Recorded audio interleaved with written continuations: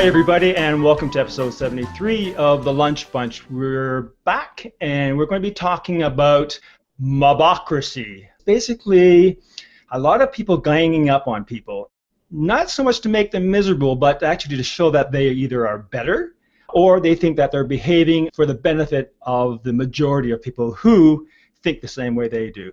And did you know, actually, that in mobs, the 5% minority actually give the direction of where the other 95 people are going to go. So it's always those 5%, those alpha dogs, that lead the mob, and the people that follow sometimes don't even know why they're following. They just jump in. If we're looking for that, that's what we're going to find. So what if we didn't focus on that, or when we came across it, we said, oh, okay, acknowledge, accept, and join a different conversation or move on, because I don't know who can actually monitor that and control it. It's up to the people showing up in these mediums and in these places. Christine is up. There will always be differences in opinion, beliefs, and practices. However, that doesn't excuse bad behavior. At the end of the day, we are all human and deserve to be treated with kindness and respect. How much impact does social media have in causing this kind of behavior? Well, I think social media has a huge impact in causing this behavior because you can't take it back. It's just too easy to make a comment. It's just too easy to join a conversation. And even people who don't know the person get involved in it. Even people who weren't there get involved in it. It used to be, for example, if a kid went home from school, they were safe in their house, but now they're not. Now the bullying continues unto the death. People have had career deaths and gets very serious. Do need to address, like, what can people do about it? And is there anything? Internet and social media, I think, is just going to evolve, and it will become better and better, has a potential of becoming better as people become more social media and internet literate. You used the word empathy before, Ray, and listening to all of this, another word comes to mind for me, which is compassion.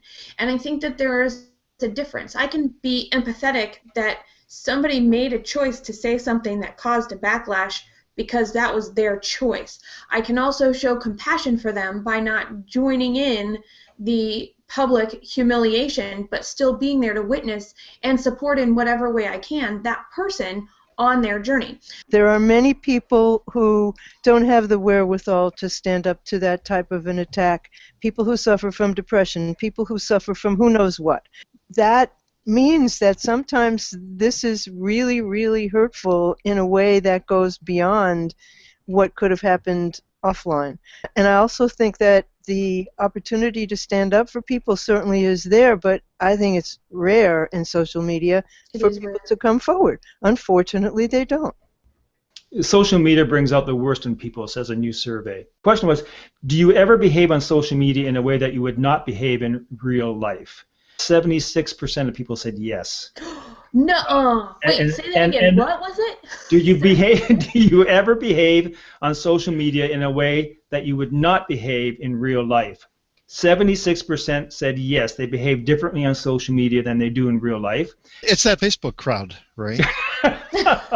Spoken like a true Google Pluser. You know, when Google says do no evil, we think that they mean it. You set the tone. You look at Twitter, and Twitter has a different culture than Facebook does, than Pinterest. All of these platforms develop a predominant culture, and you're right. There are ugly, ugly places on the internet, and if you don't visit them, then your statistic like you just gave will shock people like Jess and me. My experience is that it brings out the best in people. When I think about some of this stuff and I hear those statistics, I'm like, okay, well, how much of that is all the time, and how much of that is personal development and seeing, am I changing or am I staying the same, and can I push the boundaries a little bit to be heard in all of the noise out there? I'm sure that you and Scott are having experiences that are apropos your personalities, but that's not what the majority are. And one of the other studies that I've seen is about how people put forth on social media that they have a wonderful life. You only see happy pictures and you only hear about wonderful things. And meanwhile, that same person is going through the thing that we all go through. So people don't present themselves as in fact they are. on social media. There's some serious problems, and the fact that it's so easy to do that, either positively or negatively, has great impact on this issue of bullying.